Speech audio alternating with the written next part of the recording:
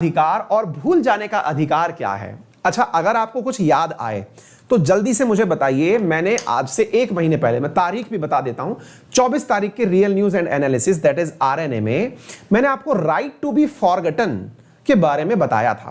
साथियों, एक रोडीज था, रोडीज का सेशन था।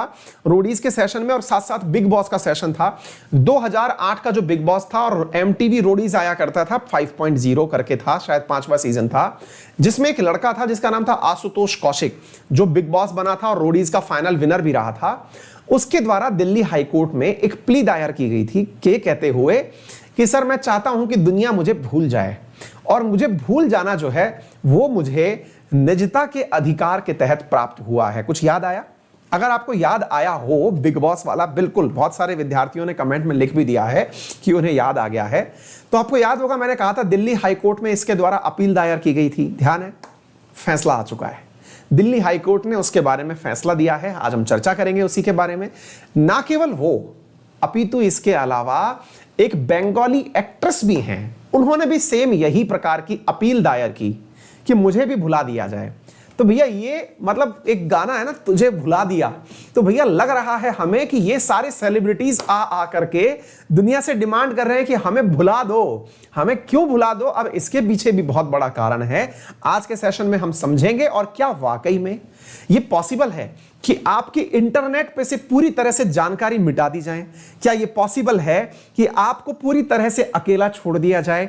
क्या right to be forgotten privacy का अधिकार है? क्या कहा दिल्ली हाईकोर्ट ने? आइए पूरी बात समझाएंगे, पूरे मसले को डिटेल में डील करेंगे। क्या आपको पूरी तरह से इंटरनेट से गायब किया जा सकता है? चर्चा करते हैं। चलिए साथियों, तो साथियों, दिल्ली के हाईकोर्ट के द्वारा हाल ही में निजता के अधिकार के ऊपर चर्चा की गई। कहां से ये पार्ट हमको रिलेट करना चाहिए? ये फंडामेंटल राइट से जुड़ा हुआ पार्ट है, जो कि पॉलिटी एंड गवर्नेंस आपके जीएस पेपर 2 के अंदर सबसे इंपॉर्टेंट है। अगर आपको मालूम हो तो फंडामेंटल राइट्स की यहां पर बातें होने वाली हैं। आर्टिकल 21 की और आर्टिकल 19 की लड़ाई आप यहां देखने वाले हैं। तो चलिए इस यात्रा को बहुत तरीके से समझते हैं।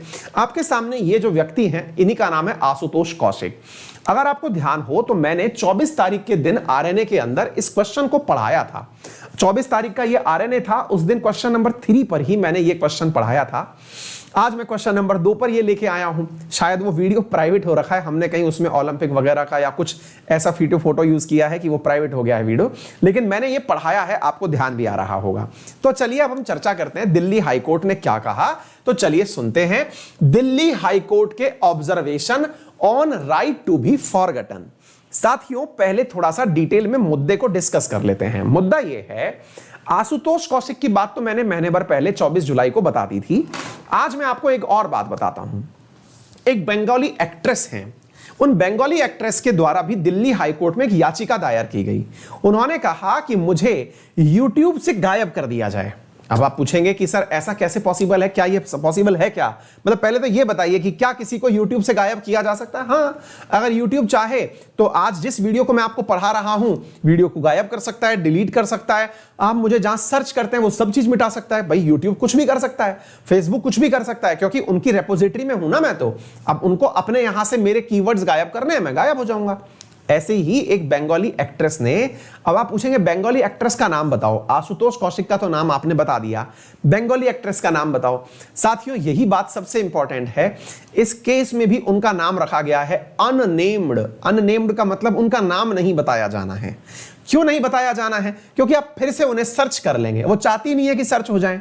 फिर आप पूछेंगे कि सर ऐसा क्या हुआ है उनके साथ? वंस अपॉन ए टाइम, ये रामू जी है ना, अपने रामू जी, राम गोपाल वर्मा जी, उनके पास गई थी काम मांगने के लिए। बंगाली एक्ट्रेस हैं, काफी प्रसिद्ध हैं बंगाल के अंदर। तो ये बंगाल की एक्ट्रेस हैं और राम गोपाल वर्मा जी के पास काम मांगने गई। राम गोपाल वर्मा जी ने इनसे कहा कि उन्हें लीड रोल मिलेगा। यह कहानी इसलिए जानना जरूरी है ताकि आप इस बात का महत्व समझ पाएं कि कोई भुलवाना अपने आप को क्यों चाहता है। तो साहब ये राम गोपाल वर्मा जी के पास गई, उन्होंने अपने लिए लीड रोल मांगा, यानी कि मुख्य किरदार उन्हीं का हो। राम गोपाल जी ने कहा ठीक है। इनको एक वेब सीरीज ऑफर की गई। आजकल वेब सीरीज का तो सीजन चल ही रहा है। वेब सीरीज ऑफर की गई। वेब सीरीज जब ऑफर की गई तो वेब सीरीज के अंदर उनके कुछ अश्लील फोटोज का मतलब जिसमें न्यूडिटी का, यानी कि नग्न अश्लीलता का प्रदर्शन होता हो, कुछ इस प्रकार की फोटो फ्रेम की गई। मतलब एक प्रकार से यह समझिए कि उसके कुछ सीन्स ऐसे थे जिनके अंदर न्यूडिटी का प्रचार हो रहा था या फिर अश्लीलता का प्रचार हो रहा था। वेब सीरीज तो आई नहीं, लीड रोल इनको मिला नहीं, लेकिन उसका ट्रेलर आउट हो गया और उस ट्रेलर के अंदर इनके उन्हीं सीन्स को बार बार दिखा करके उसकी व्यू बढ़ाए गए। साथियों, वो वेब सीरीज बाद तक नहीं आई, लेकिन वो ट्रेलर बहुत ज्यादा सर्कुलेट होते रहे।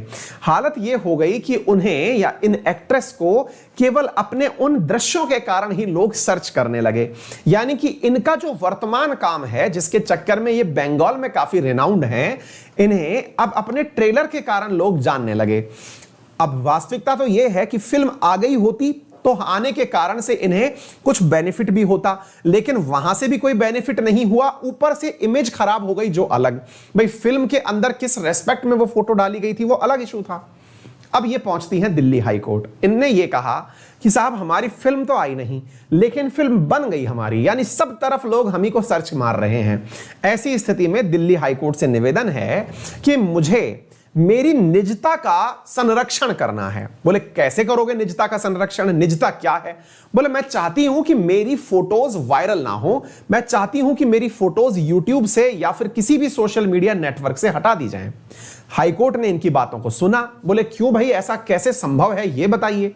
तो इनने कहा कि निजता का अधिकार आर्टिकल 21 के तहत मेरी जो पब्लिक इंफॉर्मेशन अभी तक रिलीज नहीं हुई उसके अंदर इस प्रकार से मुझे डिफेम किया गया, क्योंकि फिल्म आई नहीं, तो डिफेमेशन के कारण मुझे बहुत नुकसान हो रहा है और मेरी निजता का उल्लंघन हो रहा है, मेरी प्राइवेसी का उल्लंघन हो रहा है। अब आप पूछेंगे प्राइवेसी क्या है? साथियों, प्राइवेसी के बारे में वर्ष 2017 के अंदर भारत की सुप्रीम कोर्ट ने एक फैसला दिया था। भारत की सुप्रीम कोर्ट ने जब फैसला दिया तो उस केस को मतलब नाम जाना जाता है justice K S. Puttaswamy versus union of India case 2017। इसके अंतर्गत आर्टिकल 21, जिसे आप जीने का अधिकार के नाम से जानते हैं, उस आर्टिकल 21 के अंदर निजता के अधिकार को भी जीवन का अधिकार माना गया था। यानी कि 2017 के अंदर justice KS. Puttaswamy versus union of India जो केस था, इसके अंदर निजता के अधिकार को, निजता का अधिकार है कि कोई मेरी बातें ना सुने, कोई मुझे ये ना जांचे कि मैं कहां जा रहा हूं, कहां आ रहा हूं, मेरी पर्सनल लाइफ पर्सनल है, उसके अंदर कोई ताक झांक ना करे। तो ऐसी स्थिति में राइट टू प्राइवेसी को भारत के जो सुप्रीम कोर्ट है उसके द्वारा आर्टिकल 21 के तहत मूल अधिकार बना दिया गया था। आपको यह मालूम होना चाहिए, भारत के संविधान के भाग 3 में आर्टिकल 21 या कोई भी आर्टिकल अगर वायलेट होता है, यानी उसका उल्लंघन होता है, तो आप उसको स्थापित करने के लिए आर्टिकल 32 के तहत सुप्रीम कोर्ट जा सकते हैं और आर्टिकल 226 के तहत हाई कोर्ट जा सकते हैं कि भाई मेरी निजता का उल्लंघन हुआ है, मैं इसे वापस स्थापित करना चाहता हूं, कृपया करके इसे पुनर्स्थापित किया जाए। ठीक है, तो साथियों इस आधार पर ये चले गए। अब इन्होंने कहा कि आपकी ये चीज तो ऑलरेडी मार्केट में आ चुकी है, तो फिर निजता बची कैसे? आपके दिमाग में भी ये सवाल आएगा। जब फोटो मार्केट में आ चुकी तो फिर प्राइवेसी बची कहां? वो तो ऑलरेडी मार्केट में है, प्राइवेसी तो आती नहीं तो होता। तो इन्होंने अपने अधिकार को बचाने के लिए 226 का सहारा लेते हुए दिल्ली हाईकोर्ट में याचिका दायर की कि ठीक है, फोटोज मार्केट में आ चुकी हैं लेकिन वो हटाई जा सकती हैं। इनसे पूछा गया कैसे हटाई जा सकती हैं, तो सुन लीजिए साथियों, भारत सरकार ने हाल ही में नए आईटी रूल्स प्रकाशित किए हैं। आईटी एक्ट 2000 के अंदर भारत सरकार ने नए आईटी रूल्स 2021 जारी किए थे मार्च 2021 में, जिन्हें मई 2021 तक जितनी भी सोशल मीडिया पार्टीज हैं, थर्ड पार्टीज हैं, इन्हें फॉलो करना था। जिसके अंदर अगर किसी भी व्यक्ति को कोई आपत्ति होती है अपने किसी कंटेंट को लेकर, तो वो उन्हें हटवा सकता है विद कंप्लेंट। आपको याद होगा, मैंने आपको यह पढ़ाया हुआ है। तो ऐसी स्थिति में यह प्रैक्टिकली पॉसिबल तो है क्योंकि भारत सरकार के पास ऐसे कानून हैं। अच्छी बात है, लेकिन फिर सुप्रीम हाईकोर्ट ने यह पूछा, हम क्यों पेन लें आपके लिए इस बारे में कि भाई आपकी निजता का उल्लंघन हो रहा है, आपने तो खुद फोटो खिंचवाई है, अब क्या करें? तो इन्होंने कहा कि ठीक है, मेरी निजता का उल्लंघन हो चुका है, लेकिन मैं इसे रिकवर तो कर सकती हूं, भविष्य से तो बच सकती हूं ना। अभी तक जो हो गया वो ठीक है, लेकिन फ्यूचर में लोग मुझे सर्च मारे तो इससे मैं कैसे बचूं? तो इसके लिए मैं चाहता हूं या चाहती हूं, इन मैडम ने जो कहा कि मैं ये चाहती हूं कि मुझे भुला दिया जाए। भुला कैसे दिया जाए? कि मुझे सोशल मीडिया से पूरी तरह खत्म कर दो, मैं कहीं पर भी सर्च करने पर दिखाई ना पड़ूं, मेरी जो भी फोटोज हैं या जो भी प्रेजेंस है उसे जीरो कर दीजिए। अगर ऐसा होता है तो हाईकोर्ट ने पूछा ऐसा करना हम क्यों करेंगे ऐसे, तो इन्होंने स्थापित किया इस बात को कि मैडम जी सुनिए, या इनके वकील ने यह बात स्थापित करी कि निजता के अधिकार में ही भुला देने का अधिकार भी शामिल है। किसी व्यक्ति को अगर लगता है कि उसे भुला दिया जाए तो इसमें कोई गलत नहीं है, वो उसकी निजता है। यही आशुतोष कौशिक की डिमांड थी। आशुतोष कौशिक की जो डिमांड थी वो ये थी कि भाई मेरी बहुत सारी, जब भी कोई आशुतोष कौशिक सर्च मारता है तो उसमें या तो मेरे द्वारा किया गया एक्सीडेंट दिखाई देता है गूगल पर, या फिर मेरे द्वारा कहीं किसी को थप्पड़ मारा गया वो सबसे ऊपर दिखाई पड़ता है। तो बोले मैं अपनी इमेज कब तक सुधारूं, मेरी पुरानी फोटोज मेरा पीछा नहीं छोड़ रही हैं, तो मैं चाहता हूं कि मुझे भुला दिया जाए। तो आपको उम्मीद है यह बात समझ में आ गई होगी। और हाईकोर्ट ने फिर क्या कहा? हाईकोर्ट ने इनकी बात को मानते हुए आदेश दिया कि ठीक है, इनकी बात को हम निजता के अधिकार में मानते हुए राइट टू बी फॉरगटन के आधार पर इनकी बात को मानते हैं। याचिकाकर्ता ने या जो शिकायतकर्ता जो प्लेंटिफ है उसने जो शिकायत की है, इसको मानते हुए हम इनको भुला देने का अधिकार देते हैं। हम आदेश देते हैं कि इनको सोशल मीडिया से गायब कर दिया जाए। आ गई बात समझ में? तो उम्मीद है आपको यह बात समझ में आ गई होगी। याद रखिएगा यहां पर राइट टू बी फॉरगटन और साथ में right to be left alone या अकेले रहने का अधिकार, यह भी आपके निजता के अधिकार से जुड़ा हुआ है। एक लंबी डिबेट शुरू हो चुकी है कि क्या वाकई में ऐसा संभव किया जा सकता है। अब आप पूछेंगे डिबेट क्यों शुरू हुई सर इस बारे में? चलिए अब दूसरा एस्पेक्ट जानते हैं इस बात का। साथियों, आप में से बहुत सारे लोगों ने निजता का अधिकार तो सुन लिया, लेकिन क्या आपको नहीं लगता कि भाषण और अभिव्यक्ति का अधिकार समाचार पत्रों के पास भी है? भाषण और अभिव्यक्ति का अधिकार ही तो है जो भारत के मूल अधिकारों में पार्ट 3 के तहत आर्टिकल 19 में हमें दिया गया है, जिसके तहत हम वाक और अभिव्यक्ति की स्वतंत्रता रखते हैं, फ्रीडम ऑफ एक्सप्रेशन। अगर पत्र पत्रिकाएं ऐसे किरदारों के बारे में, एक्टर्स के बारे में जानकारी नहीं छापेंगी तो फिर अपने आप में यह चैलेंजिंग कार्य हो जाएगा कि आपने किसी को निजता का अधिकार तो दिया, लेकिन किसी और से आपने उसका दूसरा अधिकार छीन लिया। किससे छीन लिया? पत्रकारों से। उनके द्वारा उनको जो प्राप्त अधिकार है राइट टू एक्सप्रेशन, वो छीन लिया। तो क्या आपको नहीं लगता कि यहां पर आर्टिकल 19 की आर्टिकल 21 से लड़ाई हो रही है? आर्टिकल 19 जहां एक व्यक्ति विशेष के बारे में चर्चा कर रहा है, वहां आर्टिकल 19 एक पत्रकार को कल को अगर उनके बारे में कुछ लिखना हुआ तो वो ढूंढेगा कहां से? भाई न्यूज जो मार्केट में अवेलेबल है उन्हीं से तो बनता है। आज मैं आपके सामने ये जो सारी जानकारियां लेके आता हूं, ये पुराने जो गूगल पर पड़े हुए डॉक्यूमेंट्स हैं, जानकारी हैं, वहीं से तो लेके आता हूं। अगर कल को हमारे जैसे लोगों के लिए भी मुसीबत हो जाएगी, फिर हमारा आर्टिकल 19 क्या कहेगा? मेरा अधिकार है कि मैं अभिव्यक्ति दूं, किसी के बारे में चर्चा है तो खोज के लाऊं उसके बारे में। कल को कोई व्यक्ति चर्चा में आया और उसके बारे में जानकारी नहीं है, तो क्या आपने ये अपने आप में गलत नहीं किया? साथियों, यहां पर फिर एक डिबेट शुरू होती है आर्टिकल 19 वर्सेस आर्टिकल 21 की, और इन दोनों की डिबेट के अंदर साथियों ये बड़ा सवाल बनता है कि भाई प्राइवेसी ज्यादा ऊपर है या इंफॉर्मेशन ज्यादा ऊपर है? निजता को ज्यादा ऊपर माना जाए या फिर आपको दी जाने वाली सूचना को ज्यादा ऊपर माना जाए? यानी कि यह केस दिल्ली हाई कोर्ट तक ही रुकने वाला नहीं है, यह केस आगे भी जा सकता है, सुप्रीम कोर्ट भी पहुंच सकता है, जहां सुप्रीम कोर्ट संभव है इस बारे में चर्चा करे कि बताइए हम किसको ऊपर माने। तो उम्मीद है आप लोगों को यह बात अच्छे से समझ में आ गई होगी। क्लियर है? दूसरा, प्राइवेट इंडिविजुअल और एनफोर्सेबिलिटी, इसका मतलब क्या है? भाई मान लीजिएगा कि कल को आपने कोई ऐसा काम कर दिया जिसकी वजह से सरकारी एजेंसीज को आपके बारे में डिटेल जुटानी है, आपके बारे में जानकारी ही नहीं है, तो अपने आप में कानूनी रूप से भी बड़ी मुसीबत हो जाएगी किसी को सलाखों के पीछे पहुंचाने के लिए। तो अपने आप में यह एक बहुत डिबेट का कारण है जो शुरू हो चुका है। फिर आप पूछेंगे तो सर इसका कोई वन शॉट सॉल्यूशन नहीं है क्या? सॉल्यूशन है।